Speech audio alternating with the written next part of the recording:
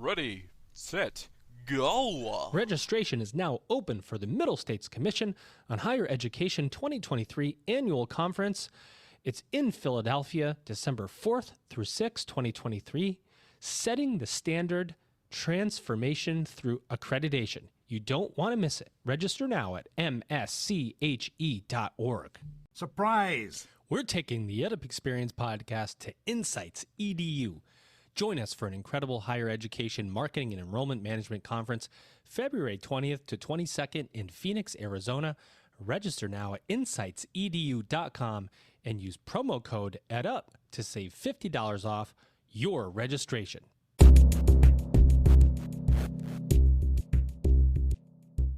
Welcome back, everybody. It's your time to EdUp on the EdUp Experience podcast, where we make education your business. This is Elvin Freitas back with you again.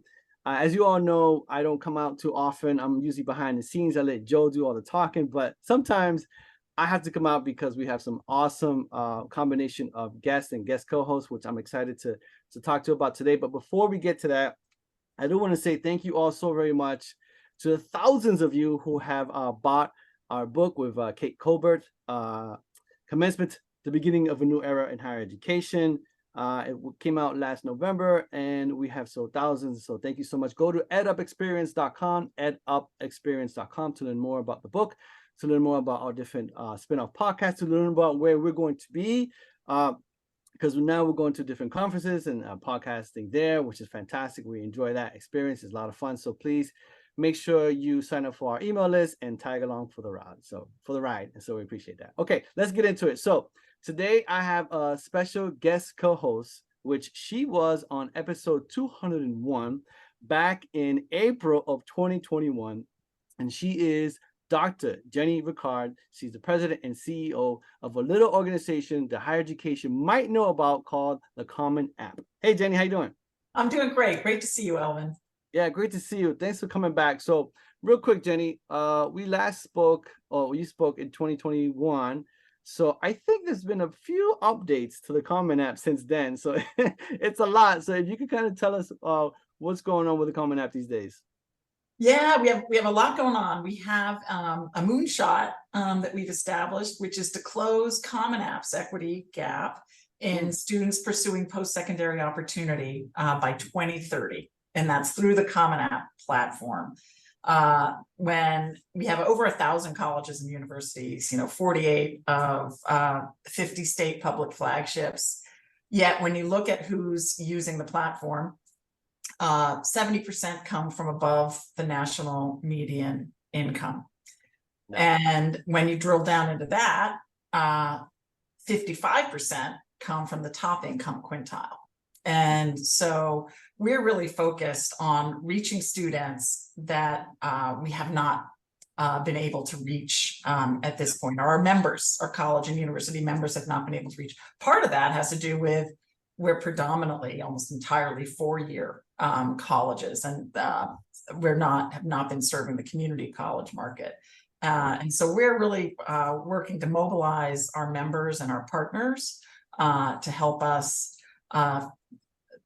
reach the students that we'd like to help complete college. And so that's a big thing for us, is that we want to make sure that the students we're reaching are able to then be successful where they go. So I'm really excited to speak with your guest today. Our guest today, yeah. So real quick, before I introduce our guest, real quick, I know you've been experimenting with direct admissions. Yes. Can you talk about that real quick, Absolutely, yeah. So one of the things that we know at Common App is that the most stressful moment for students when they're in Common App is pressing the submit button. Okay.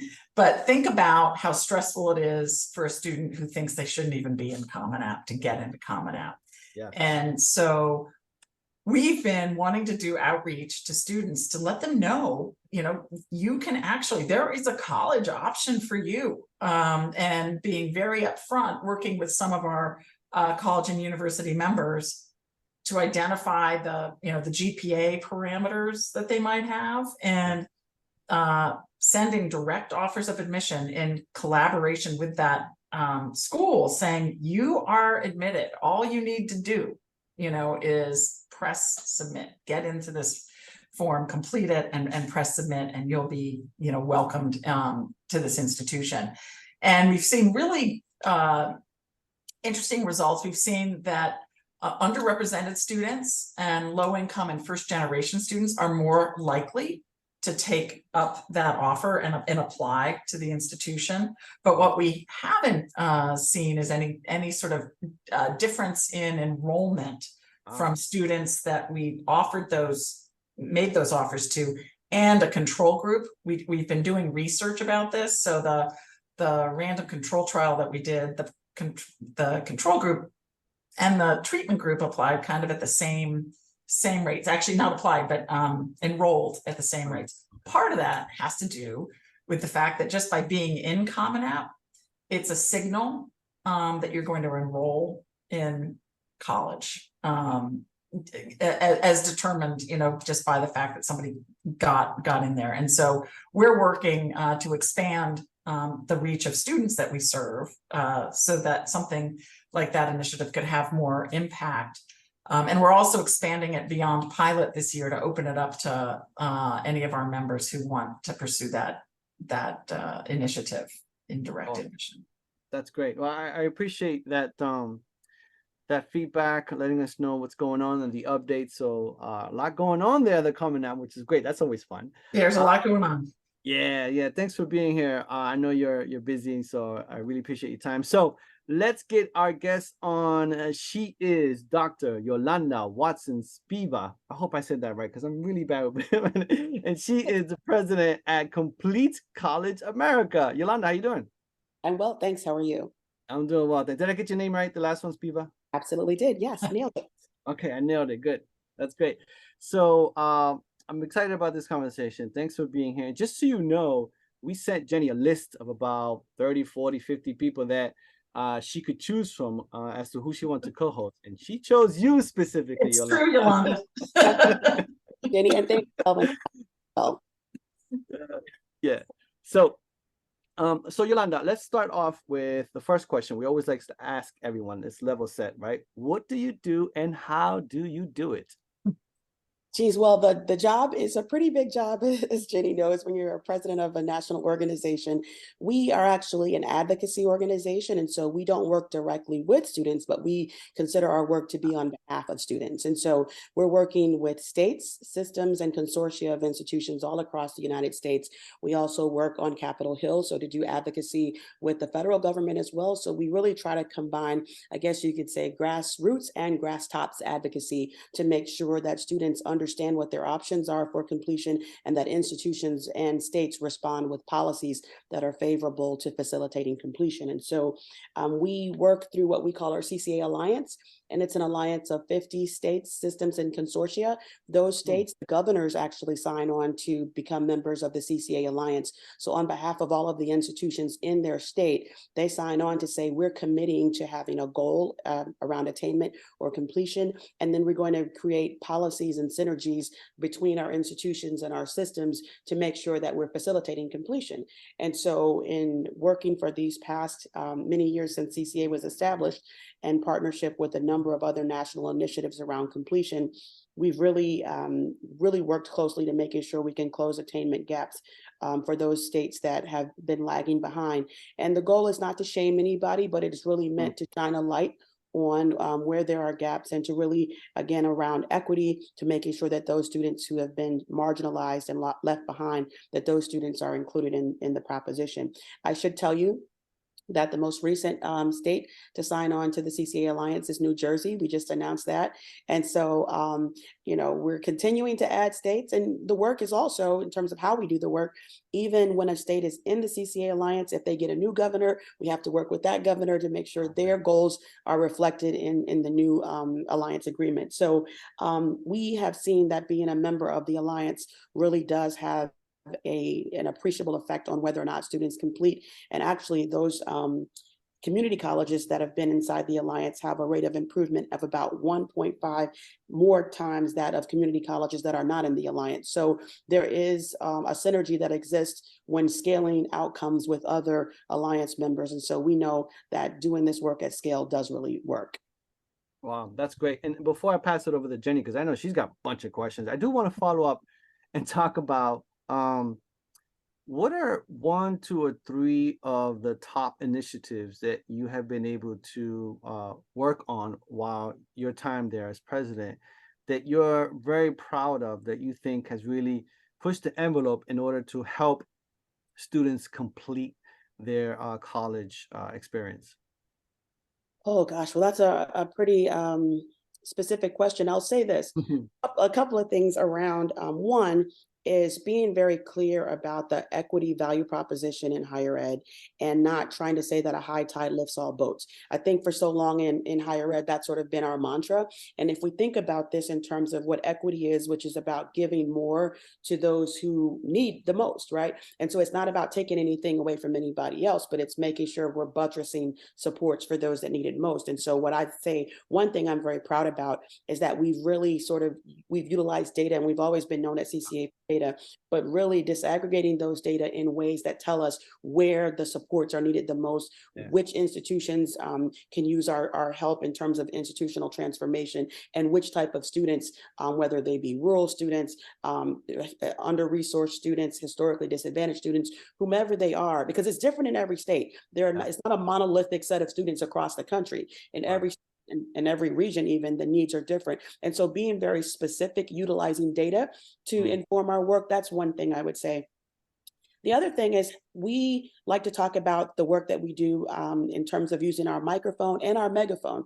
And I think our megaphone has amplified the fact that the focus on completion cannot be lost. We know we had a period of a laser focus on access, and we still believe in access, because access and completion are really two sides of the same coin. But we really want to make sure that we don't let that conversation around completion lapse. We've done a really good job of getting a lot of students into college, but we don't want them to languish there. We really want to make sure they get what they came for. And so making sure that we keep that clarion call front and center, that we keep this mission around completion, something that is a part of the national discourse, and that we don't lose sight of that. And the last thing I would say, to the 3 points that you asked about, the third one would be really making sure that minority serving institutions have been included in the conversation.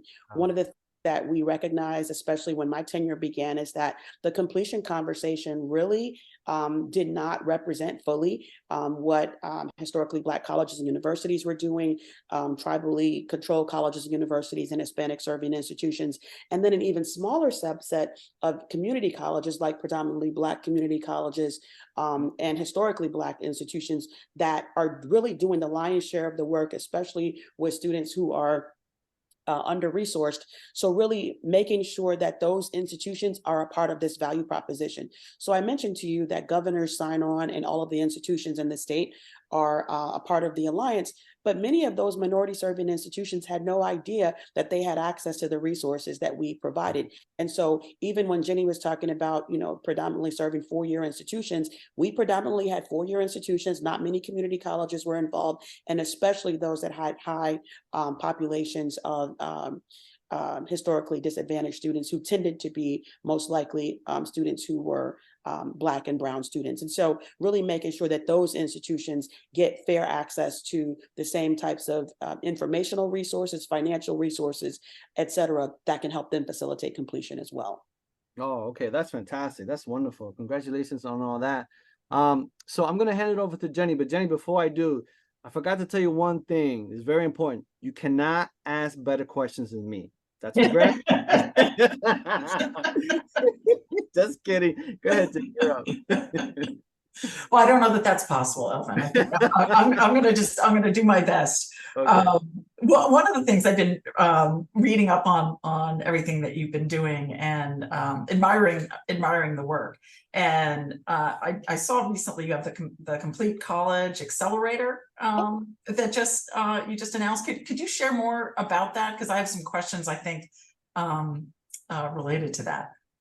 Yeah, so the Complete College Accelerator, it really builds upon our track record of developing the capacity, as I mentioned about scaling, but the capacity of states and these higher ed systems and campuses to really create and to implement data-informed, transformative policies and practices. So CCA really operates on the firm belief that if we can have strategic movement around policy, perspectives, and practice, then we can really shift what happens in higher education. So I talked about the fact that we don't work directly with students, but our theory of change or theory of action is really that if we can influence the behaviors and the actions of those who do work directly with students, right? So our target group are the administrators, the presidents, the policymakers, those who have influence over them, making sure they're equipped with awareness. Many times, if you think about on boards of trustees for institutions, they may not be educators, so they don't have this in their background, or some of the commissioners in higher education,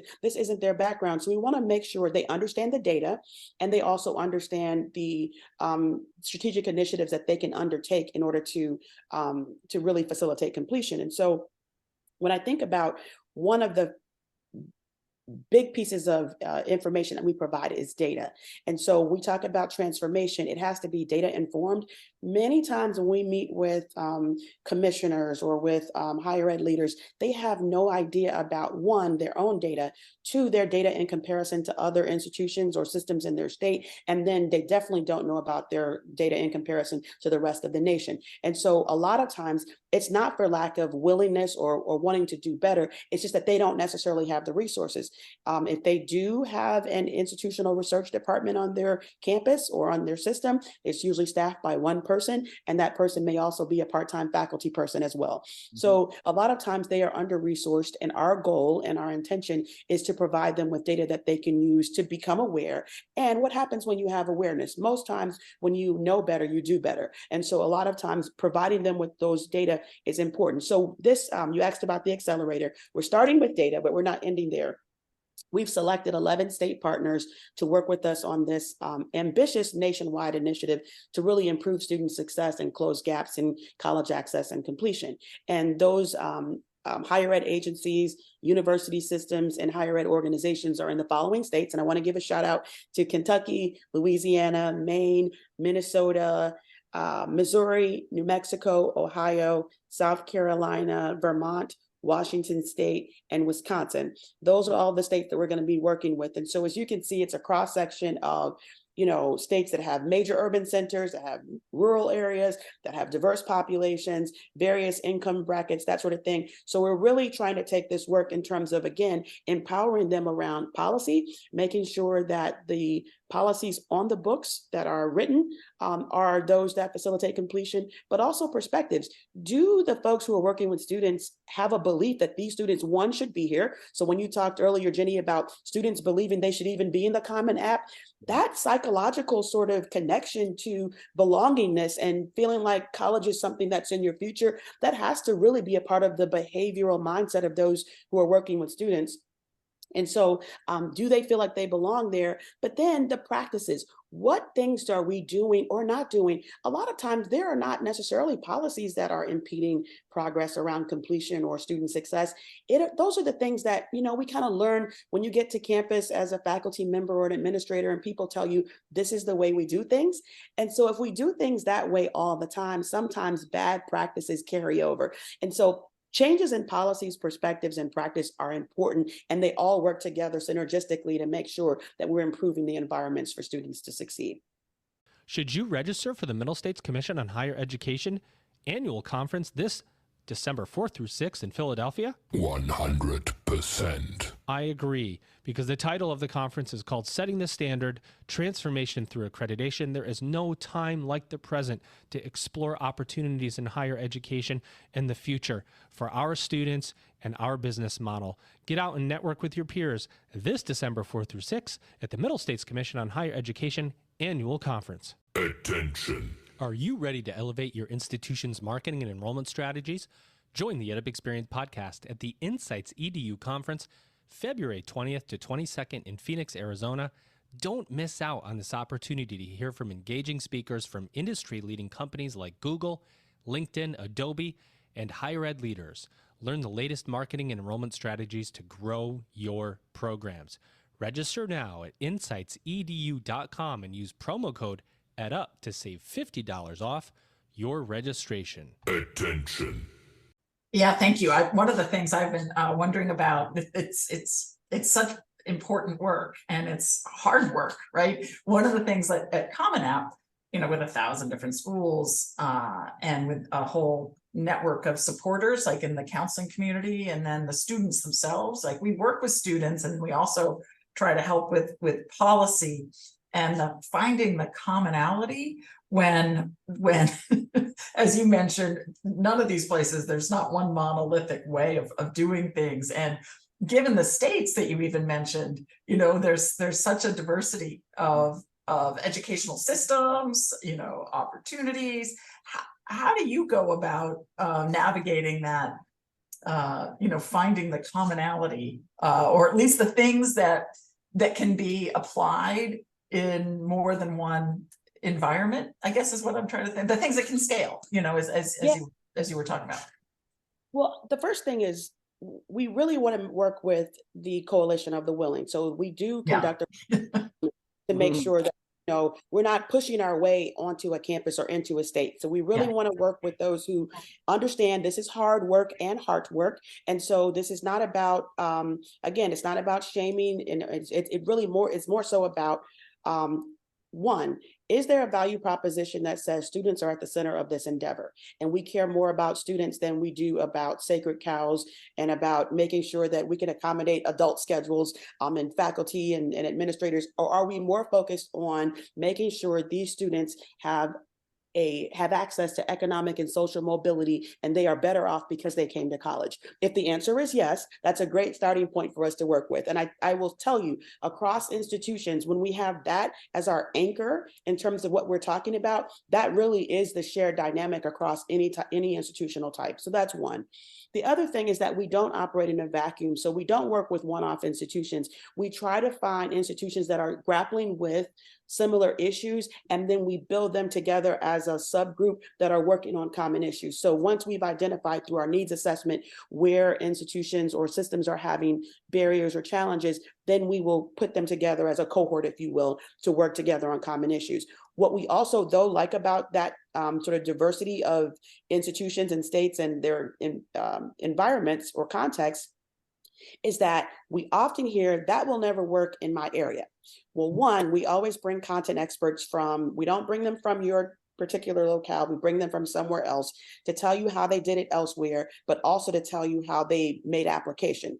So they've actually made it work and implemented. So we get rid of all of the excuses. That's the other thing. So being able to have shared goals around student success, but also the understanding that this can be done anywhere, and the strategies and initiatives that we have scaled are really ones that work. The context may be different, the how may be different and the who gets involved, who's leading, who's following, all of that may be different, but ultimately in terms of the 4 pillars that CCA focuses on, which are purpose, structure, momentum, and support, making sure students are there on purpose with a plan, that there are structured guardrails to make sure students don't fall off of a plan and they actually have a plan for completing college.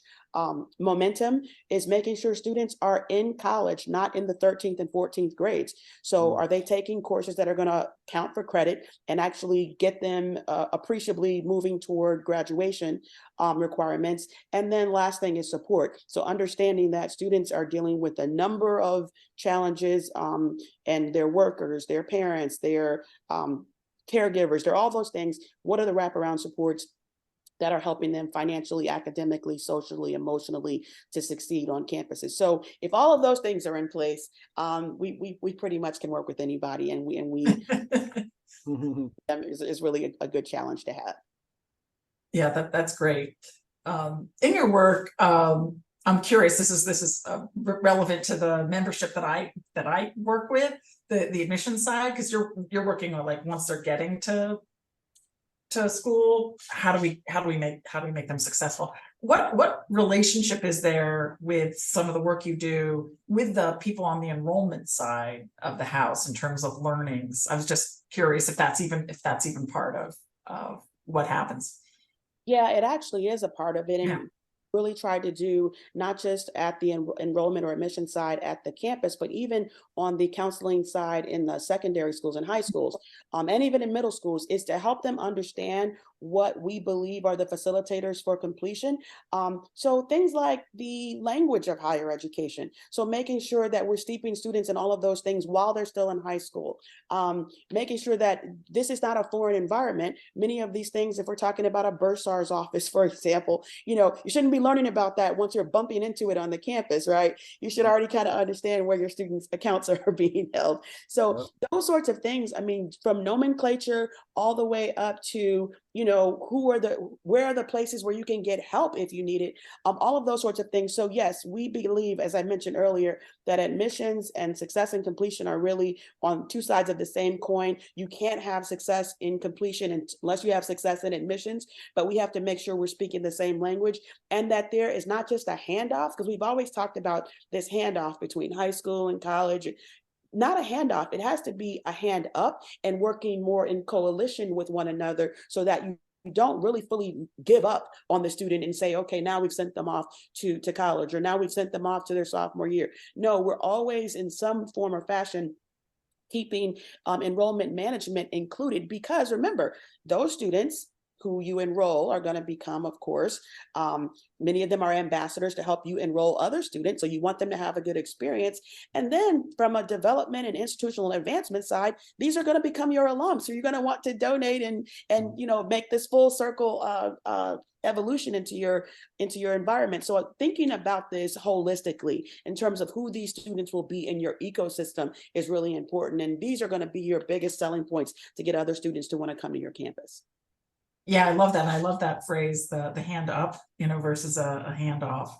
And that's one of the things when we're building our direct admission program, what I'm most focused on is wanting the students to be able to be successful where they're going, right? And so that's sort of top of mind for us. I was going to say something when you mentioned that direct admissions earlier, and I know you're doing some random controlled trials, but I will say, I believe, this is just a hypothesis, that the psychological boost that a student gets from getting a direct admissions, direct acceptance through your direct admissions process, even if they don't attend that particular school, the confidence boost that I can go to college helps them to think they can go to any school. So I do think that there is something psychological about that connection between that first acceptance.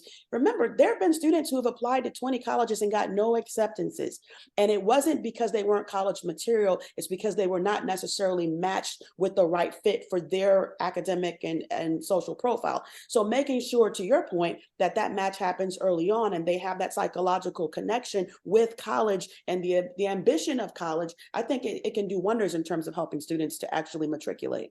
Yeah, it's amazing the psychological barriers we have, right? It's fear, right? Fear of rejection or not succeeding. And so I really appreciate that. And that's the feedback that we've gotten from students is, wow, I felt like all the work that I did was worth it, and that's, honestly, that's what we need to people feel good about their pursuing their futures and knowing that they can be successful.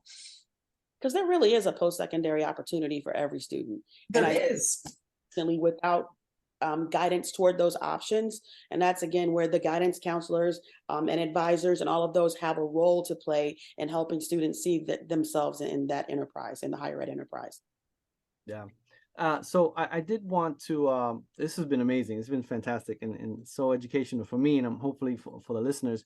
But I do want to double back, and you kind of mentioned a little bit, but if we could dive deeper into, if you have any information on what have been the challenges in front of students that have prevented them from completing their education in the past. I don't know if you have any data that can show, this is what it was in the past, top 3 or whatever. This is what it is now, and maybe what you think it might be in the future, or some of the challenges that are preventing students from completing college. Well, the common perception is that it's financial. Yes. And finances are certainly a part of it, but there are many financial opportunities. And I'll go back to the guidance piece. that there's so much money left on the table every year that in terms of scholarships that students don't even apply for because they don't know that it's available. But also, again, going back to this conversation around fear, when you're in a place that you don't even know if you belong there, you're always questioning. There's almost like this sort of imposter syndrome for being on the campus in the first place. The concept of having to ask for help and especially financial help is something that is really difficult for many students. So I want to just get back to there are resources, but making sure you know where the resources are. There's guidance about how to get there. You feel confident and compelled to apply for them. And then there are people who are telling you you're worthy. This doesn't make you any less of a student for even applying. So that's one set of circumstances. The other is just life. I mean, I think for most of the students, they're dealing with life continuing to be what life is, which is a consistent set of circumstances that pop up. And unfortunately, the institutions that are not responsive to life happening for students are the ones that are not helping them to succeed. So the most successful institutions are those that understand a student may have to stop out, and they don't look at a student and throw them away because they stop out and don't consider them a dropout. They stop out and understand this is a pause, and we're going to do everything we can to get you back at our institution or even another institution that may be a better fit. Because again, if you're student-centered, you're not focused on getting them particularly at your institution. Once they're yours, they've come through your doors, you should be trying to help them get with the best fit that you can. And so when you understand that, and you also provide opportunities for those students to succeed. If you understand the data about your students, right? If 70% of your students are parents and you don't have a daycare center on campus or centers in the community with which you partner, then you're not really being responsive to the population that you serve. Are you partnering with public and private resources to braid those resources in ways that says, okay, if many of our students are getting SNAP benefits and other public benefits, how do we help you leverage that so that you can enroll your child in a public daycare? You can make sure that you can come to school and be a learning active parent. Like, what does that look like? If you're not providing those opportunities, if your campus closes at 4 o'clock, as opposed to operating in evenings and on weekends, even though the data tell you that your students are working and doing other things, like those are the campuses that are going to be most responsive to students. So I would just say that I think part of it is those institutions that have not made the shift to the modern student. And when I say modern, I'm not talking about 2023. So when you say what's worked in the past, and I'm talking about the modern student of like 40, 50 years ago, many institutions still haven't caught up to that student. And so that's a good point. Sorry to laugh, but that's a really good point. I heard many presidents, and Elvin, I know you said you interviewed presidents. I don't know if this came through in your interviews, but so many of them, when we interviewed them, were telling us for the first time they saw their student as human beings, and they were able to really tap into their humanity during the pandemic when they could see into their homes on the Zoom screen. And so they didn't realize how many of their students had children sitting on their laps, or had to go feed an aging parent in the background, or whatever the case may be, or were at work on a phone trying to do their work, or they're in a McDonald's parking lot trying to get Wi-Fi. So those things really help to expose the humanity. So they were kind of tone deaf. They were, the ivory tower was alive and well, even in community colleges. And so they were really operating separate and apart from the community and not being responsive and proactive about what was needed. So I would just say lastly that institutions that, again, don't have policies, perspectives, and practices that really are engaging today's student. And to your point about the future student, look, AI is not coming, it is here. And so for those institutions that are still trying to rebuke artificial intelligence, that's not going to be helpful, right? They have not figured out how to leverage. I think all the students want to cheat with artificial intelligence. That's not what's happening. Let's reframe the conversation and the mindset. So I would just say it's really about not thinking about the 1636 Harvard University model of post-secondary education and really going to a 2056 model about what the future is going to hold, is going to be what's going to help us out a little bit. I love the modern student. I love that. I'm a big fan of that. That's great. Okay, so before we wrap up and give you the last two, Jenny, do you have any last questions you would like to ask Yolanda? I think One of the ones that just sort of emerged for me was, we keep hearing about the question, people questioning the value of a college education, right? And I know I do what I do, and I know you do what you do, because we see the value of a college education. But it seems that some of the things that schools have not been doing, not working with a modern student, have contributed to that. How are you feeling? What is your level of excitement or optimism about sort of reclaiming that narrative about the value of higher ed? Yeah, so first of all, I remain optimistic because there are too many examples that we know of where literally the acquisition of a post-secondary education has not only changed the individual's life, but that of their children, their siblings, sometimes their parents, right? Their entire ecosystem was converted because of the acquisition of a post-secondary education. So that's one. You recall when we used to talk about the fact that we had data that showed that a person who acquired a baccalaureate degree would earn $1 million more than the high school. So those numbers were compelling, and that used to be enough to get us to say there is a value. What the modern student is saying, though, is, okay, I don't want to wait to earn that $1 million, right? How do I get the money now? Yeah. So I say, one, again, the institutions that understand that a student may want to go ahead and get some part, they're trying to get let's say an RN degree, but are there credentials they can earn where they can begin to work as a nurse before they get the RN, the bachelor's of nursing and become an RN? Like, what are the credentials that they can stack in order to get that, where they can work, they can still get their degree? And then how is workforce alignment happening? So when we talk about, not just waiting for the workforce to tell higher ed what they need, but really operating in lockstep so that we're actually being able to pivot. We learned that during the pandemic, as much as we said, oh, post-secondary education, it's too big, it's amorphous, it can't pivot on a dime, but we did it. We did it when we had to. And if we continue to keep the mindset of, they say that necessity is the mother of invention. Well, we have a necessity because there are so many learners who are opting out because they don't think that that post-secondary education really is a vehicle to economic and social mobility. We have to have a proactive alignment with workforce where we're feeding them information about what we're seeing in terms of the students so they understand what today's learner looks like. But we're also understanding from them what the workforce looks like, where the changes are emerging, what they need. And then this is going back to the sacred cows, not being afraid to say, you know what? This particular academic program no longer serves the students that we have. And if we have to reappropriate or redeploy resources, we may have to move some resources from this department to another one. Again, when we operate based on this is a program that's existed for 120 years, as opposed to what are the workforce needs, then we're missing the point. So I think we have to understand that students are no longer coming to college just for the sake of learning.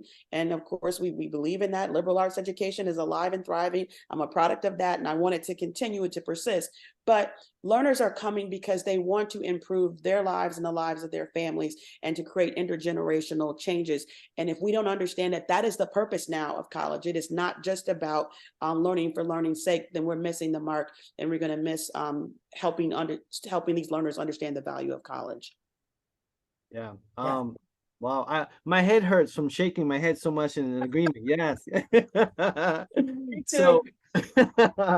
So okay, Yolanda, we're gonna give you the last two questions. First off, did we miss anything during the conversation that you wanted to bring up? Anything you want to talk about? Announcements? Anything you want to just mention? Feel free to do that. And then number two, you kind of mentioned a bit about this, but it'd be great to kind of get it all put together. What do you see as the future of higher education? Yeah, so I'm going to kind of probably combine those, but one thing we talked about so much. I just want to put an emphasis again on the need for us to reform transfer nationwide so that students can easily transfer from any institution. Their credits will be accepted. There will not be this elitism that excludes certain credits and mire students in debt and regret about having entered the higher ed enterprise. So if we can continue to work on that, all of us that are in this national higher ed work and regional, we're all working on it, but I just want to put it out there that that continues to be a problem, and it's going to be a mindset shift that's going to allow us to solve that. So that's one. Yeah. I also want to announce that the CCA annual convening is happening this December 10th and 11th in Las Vegas, Nevada. And so we welcome all practitioners, those who are studying to be a part of higher education, leaders in policy in Washington, D.C. and state houses. We invite you all to come. This is where you work with your alliance teams from across the country and really do real deep work on helping to solve some of the challenges that we're talking about. And what was your last question, Elvin? What do you see as the future of higher education, Yolanda? I think the future of higher education is going to be like nothing we've seen before. It's going to require us to not continue to do the things that we've done. It's going to require a really a radical mindset shift about what higher education is. And again, the bastion of higher education as an ivory tower, that really has to go the way of the wind if we're going to really invite new learners to be a part of this enterprise. We have to think about education as portable, which is why the transfer piece is important. The way that we, blockchain technology, that's really sort of pivoting the way that students are able to port their knowledge and the accumulation of credits and that sort of thing. So many different, more futuristic ways of thinking about how we engage in higher ed, not just as a learner, but also as a system. The way that we process this system as a bureaucracy has to really shift. So I would just say it's about change. And that's the biggest thing. I know in higher ed, we like to stay the same because it feels comfortable, but the future of higher education is transformation. Yeah, 100%. I agree 100%. Wow, this has been fantastic. So Jenny, what do you think about your first EdUp experience guest co-hosting experience? It was fantastic because of an awesome guest. So it was really interesting. So thank you, Yolanda. Yeah. Oh, thank you guys for having me. Yeah, thank you, Jenny. Let me outro you. Ladies and gentlemen, my guest co-host, your guest co-host, Dr. Jenny Ricard, President and CEO of a little organization that we all know called the Common App. Jenny, thank you so much for being here. Oh, my pleasure. Thank you, Elvin. Okay, great. And your guest today, Dr. Yolanda Watson Spiva. She is the president at Complete College America. Yolanda, how was your EdUp experience today? I love it. So we're looking forward to doing more with you, partnering. We'll see you at the annual convening in Las Vegas. Yes. Let's make that happen. Okay, this has been a great conversation. Thank you both so very much. Ladies and gentlemen, you've just EdUp'd. Oh, yeah. The Middle States Commission on Higher Education 2023 Annual Conference is in Philadelphia, December 4th through 6th. Setting the standard, transformation through accreditation. Remember, only you can create transformation through networking, knowledge sharing, opportunity, leadership, service, learning, and accreditation. And you'll do all those things at the Middle States Commission on Higher Education Annual Conference this December 4th through 6th.